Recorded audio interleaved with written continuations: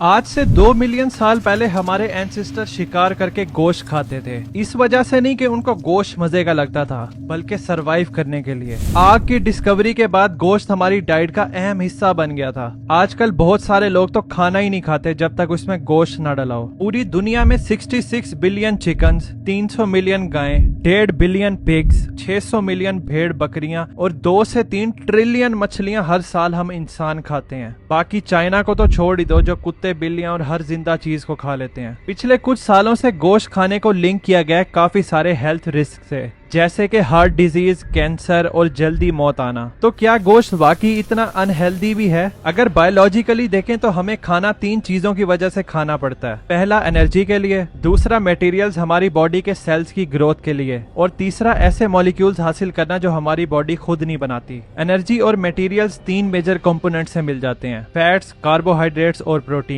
Protein हमारी body के cell structure को रिपेयर करने के लिए सबसे इंपॉर्टेंट है, और जो स्पेशल मॉलिक्यूल्स हैं वो बड़ी क्वांटिटी में विटामिन्स और मिनरल्स हैं जो हमारी बॉडी के मेटाबॉलिक प्रोसेस को सही काम करने के लिए मदद करते हैं। गोश्त से हमें तकरीबन ये सारी चीजें ही मिल जाती हैं। इसके अंदर सारे ही अमाइनो एसिड्स हैं जो हमारी बॉडी को चाहिए होते हैं, और बहुत सारे मिनरल्स जैसे कि आयरन, जिंक और अहम मिनरल्स। इनमें से कुछ मिनरल्स प्लांट्स में बहुत कम पाए जाते हैं, जैसे कि विटामिन B12। सिर्फ एक एसेंशियल विटामिन गोश्त में नहीं पाया जाता, वो है विटामिन C, जो हमारे इम्यून सिस्टम को सपोर्ट करता है और बॉडी के कनेक्टिंग टिश्यूज को डेवलपमेंट में मदद करता है। अगर विटामिन C आपकी बॉडी में काफी लंबे अरसे तक ना गया तो आपको स्कर्वी हो जाएगा। इसके अलावा गोश्त खाने का एक और बड़ा एडवांटेज है इसकी हाई बायो अवेलेबिलिटी। गोश्त में कुछ न्यूट्रिएंट्स ज्यादा जल्दी ब्रेक डाउन होते हैं प्लांट्स के मुकाबले में। जैसे पालक के अंदर आयरन तो ज्यादा होता है गोश्त के मुकाबले में, लेकिन ये डाइजेस्ट बहुत स्लो होता है और हमारी बॉडी की एनर्जी भी ज्यादा लगती है इसको डाइजेस्ट करने में। बहुत सारे हेल्थ बेनिफिट्स उन कम्युनिटीज में भी देखे गए हैं जो लोग सिर्फ अपनी जिंदगी गोश्त पर ही गुजारते हैं, जैसे कि आर्कटिक रीजन में कनाडा, ग्रीनलैंड और अलास्का, जिधर टेम्परेचर बहुत ही हार्श होता है और उन इलाकों में सब्जी उगाना इम्पॉसिबल है। इन इलाकों के लोग सील्स, वेल्स, मछलियां, कैराबू,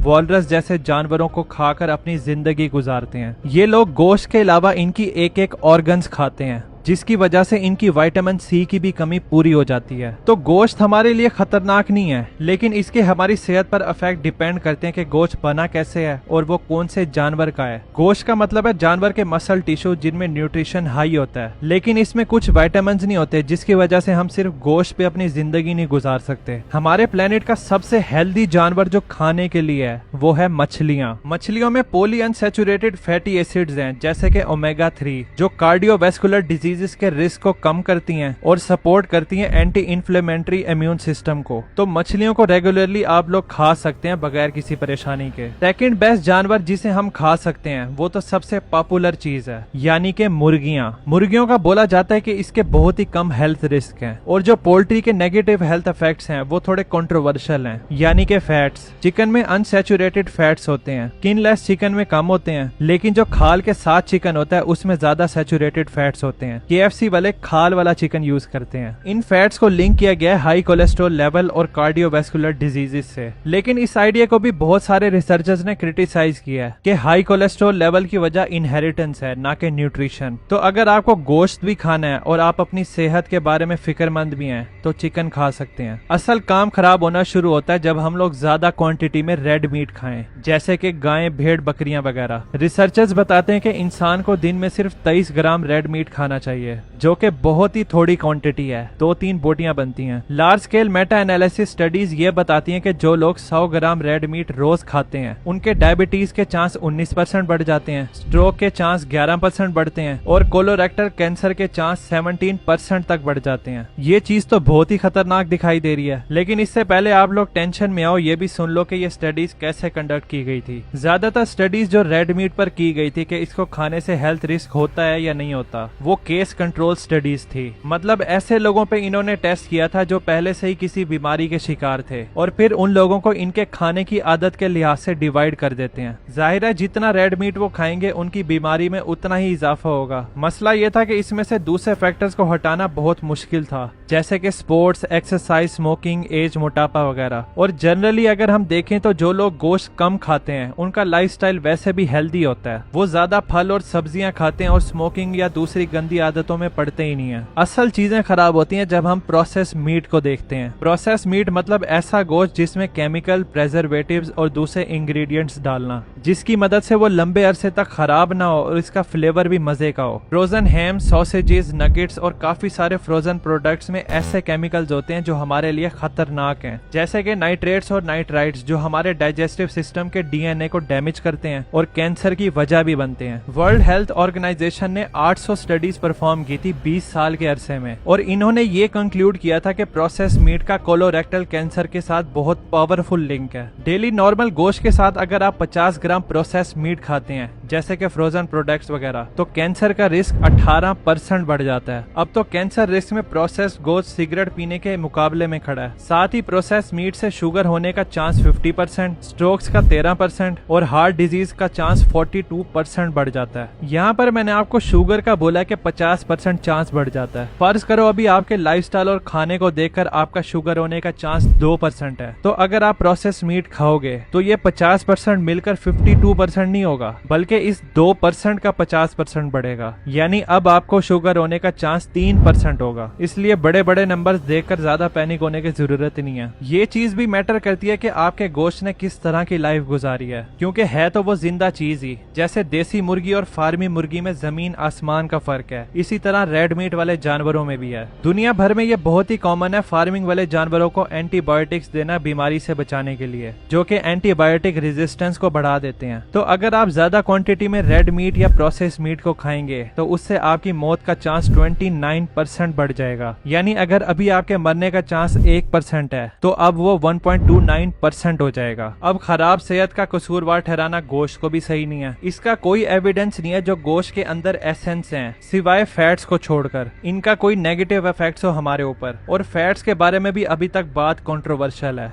जैसे कि दुनिया का असूल है, हर चीज एक लिमिट में ही अच्छी लगती है। बहुत सारी हेल्थ एजेंसी सजेस्ट करती हैं कि आधा किलो गोश्त हम लोग एक हफ्ते में खा सकते हैं, लेकिन इस क्वांटिटी में प्रोसेस मीट को कम से कम ही रखें। तो अगर आप हफ्ते में 2-3 बार गोश्त खाते हैं तो कोई मसला नहीं है। एक एवरेज पाकिस्तानी एक साल में 20 से 25 किलो गोश्त खाता है, इंडियन 4.5 से 5 किलो, बांग्लादेश 4 से 7 किलो, श्रीलंका 6 से 8 किलो, नेपाल 10 से 11 किलो, अफगानिस्तान 10 से 15 किलो। ये सारी एवरेज है, कुछ लोग तो इससे भी ज्यादा खाते हैं, इसलिए उन लोगों को अपनी डाइट को मेंटेन करना पड़ेगा। तो ओवरऑल देखें तो गोश्त हमारी सेहत के लिए अनहेल्दी नहीं है, और आपको अपनी सेहत को बेहतर करने के लिए वेजिटेरियन बनने की मेहनत भी नहीं करनी पड़ेगी। जिस तरह गोश्त बहुत ही कंट्रोवर्शियल बना है, वैसे तो मैंने आपको इसके बारे में बता दिया है, इसी तरह दूध भी कुछ अरसे से कंट्रोवर्शियल बना हुआ है। साइंटिस्ट कह रहे हैं कि दूध हमारे लिए बहुत खतरनाक है और इससे मौत भी जल्दी हो जाती है। वैसे पता है मुझे कि इसको मानना बहुत ही मुश्किल है, क्योंकि हम लोग बचपन से दूध ही पीते हुए बड़े हुए हैं। इस दूध वाले टॉपिक को मैंने इस वीडियो में कवर किया है, आपको हाईली रिकमेंड करूंगा कि आप जरूर देखना। मिलते हैं फिर उस वीडियो में।